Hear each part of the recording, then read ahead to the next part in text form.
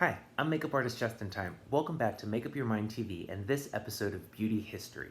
In this episode, we're going to be discussing what is one of my most favorite cosmetics lines of all time, Prescriptives. Now, some of you may not remember Prescriptives. Probably if you're under 25, you never got to see it in a store because you really weren't old enough to be buying makeup at that time. But Prescriptives was a really excellent line. It was based in science. It was so far ahead of its time. It was really just I know it was a superior makeup line, and I'm very, very sad that it's only available online now because, people won't get to experience the full awesomeness that Prescriptives was. So in 1979, Estee and Leonard Lauder decided that they wanted to create a cosmetics line for the specific shopper, the one that wanted specific skincare, specific colors, just everything to be available to them in a nice, concise packaging and with faith that the products would work. Estee Lauder already had a large reputation with many other makeup lines serving many different kinds of clients, and they decided that they wanted something different. So in 1979, they sought out Sylvie Chantecaille, who would later go on to form Chantecaille. In 1979, Estee Lauder approached Sylvie Chantecaille to help formulate and bring this beautiful new line to a clientele.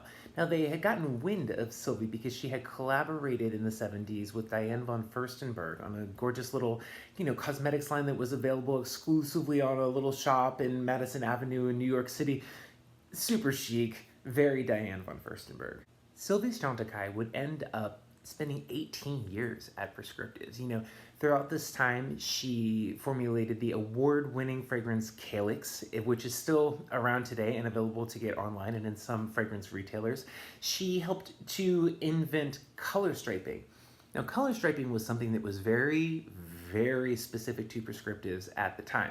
It consisted of a few little crayons, and they were each duo-sided, and it was like yellow, red, and red-blue.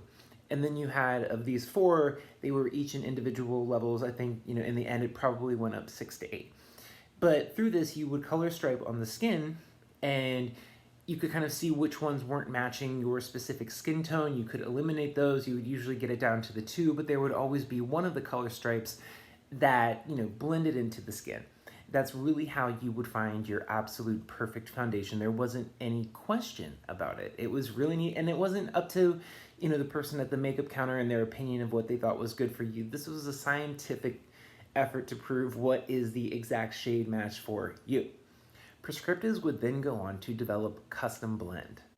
Now, Custom Blend was really ahead of its time. It started out in the more larger doors, Neiman's, Saks, Bergdorf's, things like that. The larger Macy's, like Macy's 34th Street, had Custom Blend. Now, with Custom Blend, you could really address with your makeup artist what you needed your makeup to do, whether it was a full coverage to a sheer coverage, if you wanted your makeup to have like an opalescent glow, which is cooler, a bit more of a golden glow. They had a moisturizing factor you could put in it. They had an oil absorbing factor you could put in it.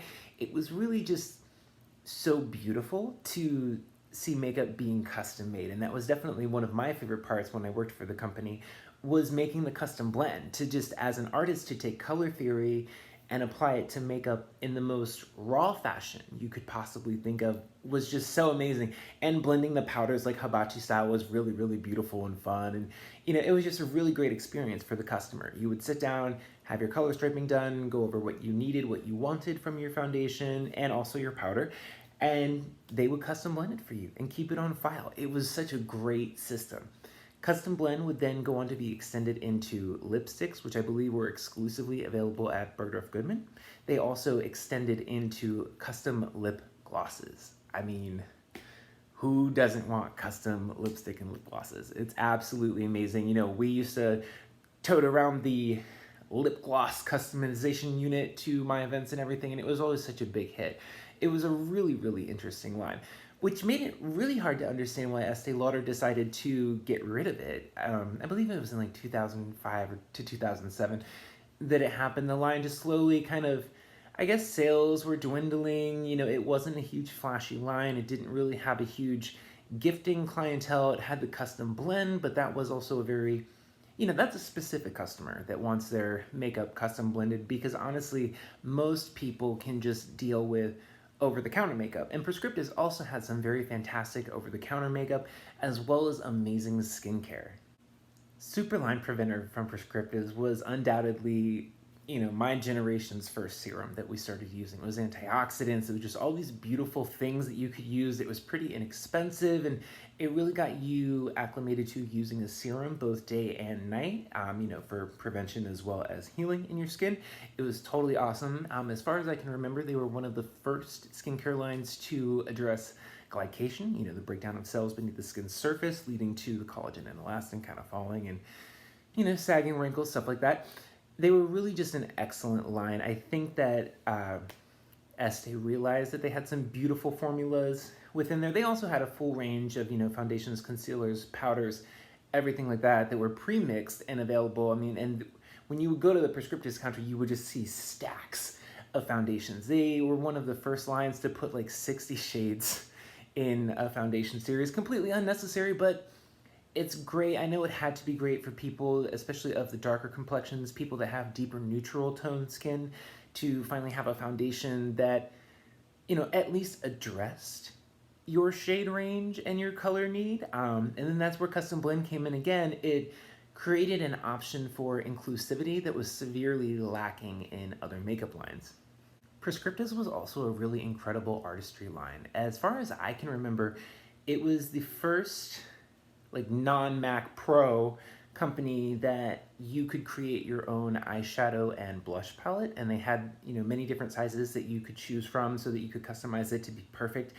I loved that. Where I was, there wasn't a Mac Pro, so getting the little custom individuals to go in a palette, it wasn't a thing. And this was like the early 2000s, so we weren't really deep potting and everything back in the day. I guess we hadn't really matured to that level of makeup artistry, but you could choose everything you wanted with Prescriptives. It was great. There was nothing you couldn't create. There was nothing you couldn't do, which, it made it super sad. They were the first company to believe in me and gave me a titled position, and they would cart me around hosting events everywhere all over the upper East Coast. It was super, super fun. But, as the way of cosmetics, things get discontinued, sales might be dwindling, people might just not be interested. As the market started to change, that was also right when online really became a huge competitor for in-store shopping.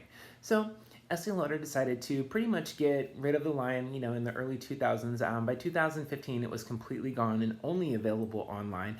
I didn't know it was only available online. I actually was researching for this video and found that you can still get Prescriptives cosmetics at prescriptives.com, and I got my most favorite eyeshadow of all time, Relic, a brand new one. I think I bought two, but it was great being able to get something that you love that you didn't think existed anymore.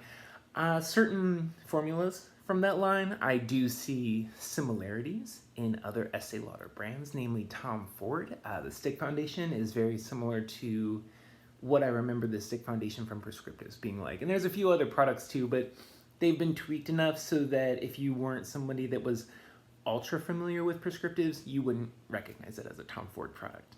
All in all, Prescriptives was an incredible brand, and you can still get it online. Definitely check it out if you're just bored and quarantined at home like most of us are right now. I hope you've enjoyed this episode of Make Up Your Mind TV's Beauty History. If you like this video, please hit the like and leave us a comment. If you're watching on Instagram TV, please follow at Make Up Your Mind TV and myself at Justin Tyme Art. And if you're watching on YouTube, be sure to hit the like and subscribe button. Thank you so much and have a great day.